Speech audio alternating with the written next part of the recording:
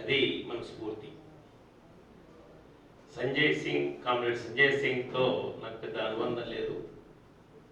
మన కామ్రేడ్ సన్మేష్ భాయ్, పద్మ, కేజీఆర్ అన్న, బొంబాయి నుంచి వచ్చిన పట్కర్ గారు చెప్పిన విషయాల్ని చూస్తే, ఒకటి, కామ్రేడ్ ప్రజల్లో నిత్యం జీవించేవాడు, ప్రజా సమస్యల్ని అధ్యయనం చేసేవాడు. అట్లాగే తాను కుటుంబం సిపిఐ పార్టీ సిద్ధాంతాలతో ఉన్నప్పటికీ అధ్యయనం చేసి విప్లవ విజయవంతానికి సిపిఐ పార్టీ తీసుకున్న సైద్ధాంతిక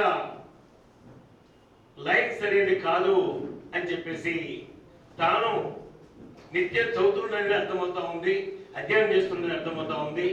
అందుకని పీపుల్స్ వార్ పార్టీ ఆచరణ, సిద్ధాంతం అన్ని కూడా అధ్యయనం చేసి red flag, red star, mass line అంటే ఈ దేశానికి విప్లవం తీసుకురావడానికి ప్రపంచ మార్పులు నిత్యం అధ్యయనం చేయాలని చెప్పేసి మనం అదొకటి నేర్చుకోవాలి.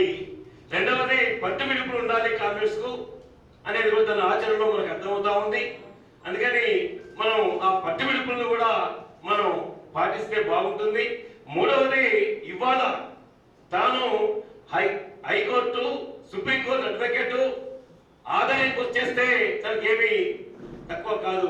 కానీ కేజీఆర్ అని చెప్పినట్లు పార్ట్ టైం ఉంటూనే ఓల్టేమర్ పనిచేస్తూ ఓల్టేమర్ చైతన్యాన్ని ప్రదర్శించడమే కాకుండా ఆర్థికంగా వస్తున్న ప్రతి దాన్ని కూడా పార్టీ కోసమే, ఈ సంబంధాలను కూడా పార్టీ కోసమే చేయడం అనేది గొప్ప విషయం.